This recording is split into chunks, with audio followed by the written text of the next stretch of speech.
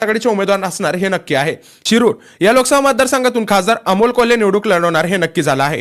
मावळ या मतदारसंघातून उद्धव ठाकरे गटाचा उमेदवार निवडणूक लढवण्याची शक्यता आहे। राष्ट्रवादीचे पिंपरी चिंचवडचे माजी शहराध्यक्ष संजोग वाघोरे यांनी शिवसेना ठाकरे गटात प्रवेश केला, त्यामुळे ठाकरे गटाचे उमेदवार असू शकतात। सातारा जिल्ह्यामध्ये लोकसभा मतदारसंघात शरद पवार गटाकडून विद्यमान खासदार श्रीनिवास पाटील उमेदवार असू शकतात, अथवा हा मतदारसंघ पृथ्वीराज चव्हाण यांच्यासाठी शरद पवार सोडण्यास तयार झाल्यास पृथ्वीराज चव्हाण उमेदवार असू शकतात, ही देखील शक्यता आहे। कोल्हापूर शहरात मतदारसंघातून शिवसेना ठाकरे गटाकडून संजय पवार हे उमेदवार असू शकतात।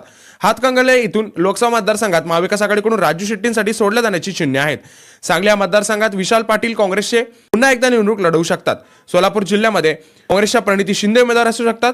माढा या मतदारसंघातून राष्ट्रवादीकडून धवलसिंग मोहिते उमेदवार असू शकतात। प्रभाकर देशमुख यांनाही शरद पवार गट उमेदवारी देऊ शकतो। याबद्दल तुमचे मत आम्हाला कळवून द्या, नक्की सांगा। महाविकास आघाडीला तुम्ही कुठल्या जिल्ह्यातून किंवा कुठल्या तालुक्यातून सपोर्ट करतात याबद्दल तुमचे मत आम्हाला कळवून द्या, नक्की सांगा। तुमचा सपोर्ट महाविकास आघाडी की महायुती याबद्दल देखील कमेंट करून